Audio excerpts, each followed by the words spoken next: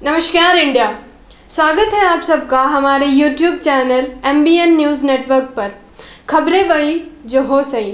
आइए फटाफट अंदाज में देख लेते हैं कि आगे हम किन किन बड़ी खबरों पर चर्चा करने वाले हैं। अमेरिका ने शुरू किया परिवार बचाओ योजना। परिवार के प्रत्येक बच्चे को हर माह देगी 22,000 रुपये। युवाओं की तलाश में फिनलैंड, नौकरी के लिए किया आमंत्रित।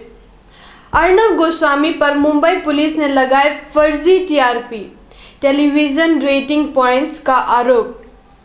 झारखंड में भी पड़ा ब्लैक फंगस की दस्तक।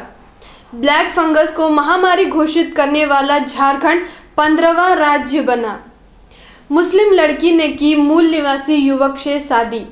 परिवार वालों ने लड़की का किया मुंडन।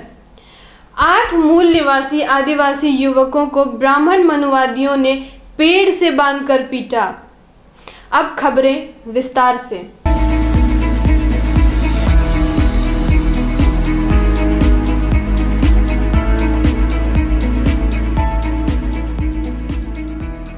अमेरिका ने शुरू किया परिवार बचाओ योजना।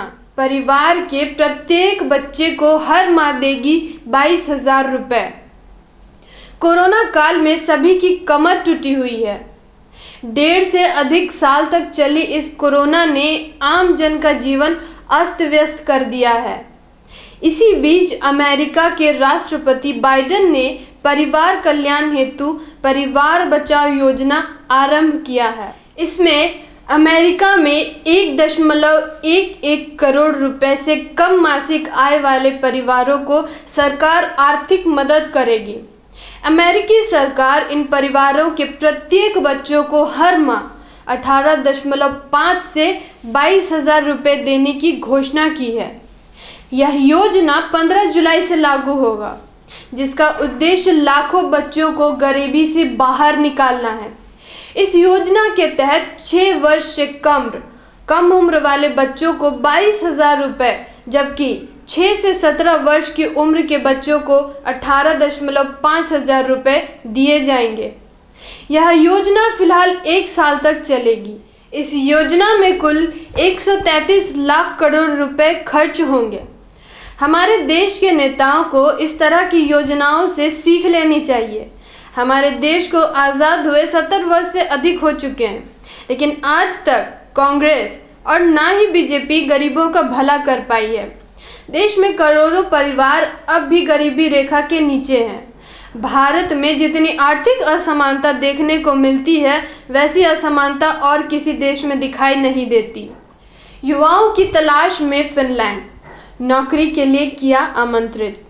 भारत में जहां युवाओं की भरमार है, लेकिन इनके पास कोई रोजगार नहीं, वहीं इसके विपरीत ऐसे भी देश हैं जहां युवाओं की कमी हो रही है और वे अन्य देशों के युवाओं को नौकरी के लिए आमंत्रित कर रहे हैं। हम बात कर रहे हैं फिनलैंड की। जी हाँ, फिनलैंड सुख सुविधा और बेहतर सिस्टम के लिए विश्व में काफ़ी प्रचलित है। इस देश में ऐसा कोई नहीं जो खुश ना हो।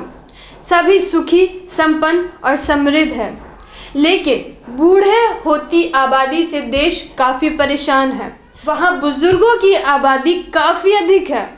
एकेडमिक ऑफ फिनलैंड के रिसर्च हेलो मैथीज बताते हैं, बिजनेस और सरकार की कई वर्षों की निष्क्रियता के बाद फिनलैंड आज मुश्किल दौर से गुजर रहा है। आबादी बुजुर्ग हो रही है, हमें लोगों की ज़रूरत है।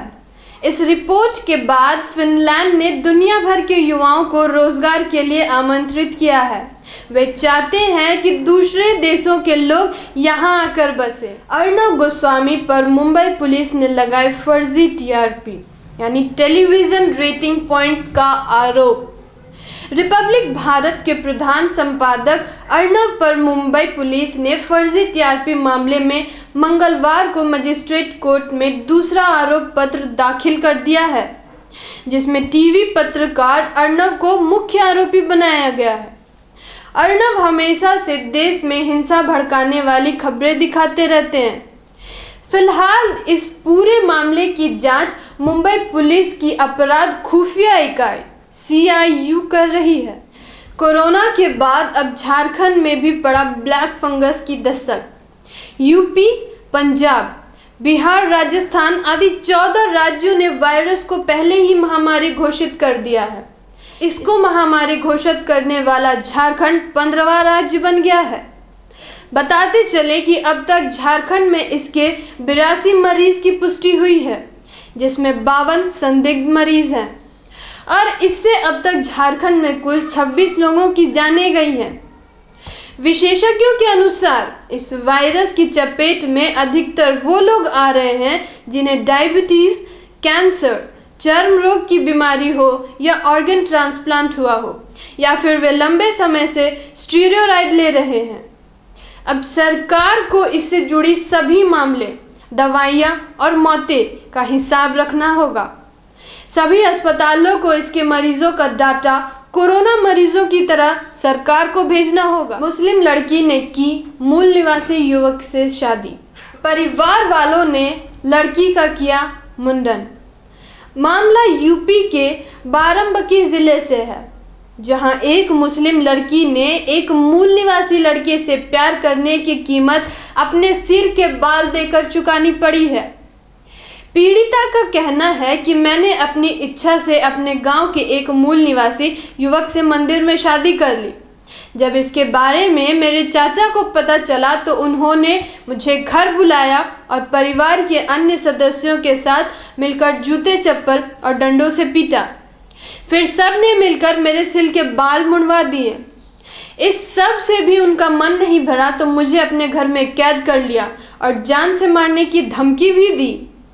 मुस्लिमों में भी इस तरह के लोगों की कोई कमी नहीं है, जिसके दिमाग में अब भी अस्पृश्यता की भावना कूट कूट कर भरी हुई है। देश का संविधान हमें यह अधिकार देता है कि अगर आप बालिग हैं तो आप अपने जीवन साथी का चुनाव कर सकते हैं। फिर भी ये हालात क्यों? हालांकि पीड़िता ने एफआईआर दर्ज करवाई है। पुलिस ने पीड़िता की शिकायत पर 3 महिलाओं समेत परिवार के 8 सदस्यों के खिलाफ मामला दर्ज किया था।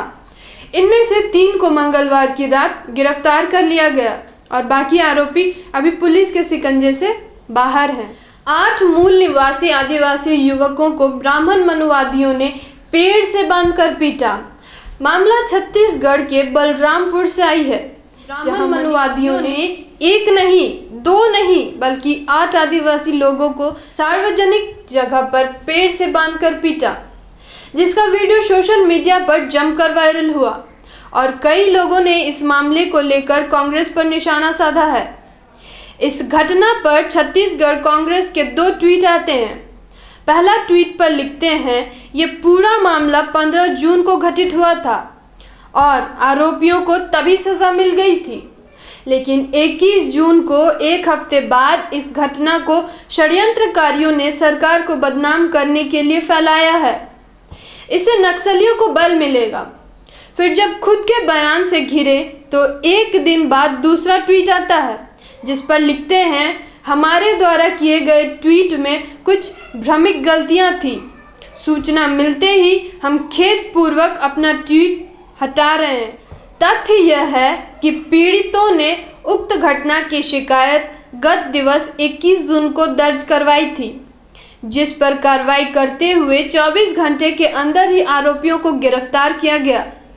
आदिवासियों के मसले पर छत्तीसगढ़ की बघेल सरकार पहले से घिरी हुई है। बस्तर के सिलगेर गांव में हजारों आदिवासी धरना कर रहे हैं। पिछले दिनों सिलगेर गांव में सुरक्षा बलों ने प्रदर्शनकारी आदिवासियों पर फायरिंग कर दी थी, जिसमें कई लोगों की जानें चली गई थी। कांग्रेस हो या बीजेपी के शासन में कहीं भी देश के SC, ST और OBC सुरक्षित नहीं हैं। मूल निवासियों को समझ आ जानी चाहिए कि बीजेपी ही कांग्रेस है और कांग्रेस ही बीजेपी। आज के लिए बस इतना ही। हम फिर लौटेंगे ऐसी ही सच्ची खबरों वाली वीडियो के साथ। वीडियो अच्छी लगी हो तो वीडियो को लाइक और चैनल को सब्सक्राइब करना बिल्कुल ना भूलें। साथ ही जाते जाते बेल आइकन भी ज़रूर प्रेस करें, ताकि अगली वीडियो जो भी अपलोड हो उसकी नोटिफिकेशन सबसे पहले आप तक पहुँचे। जय संविधान, जय भारत।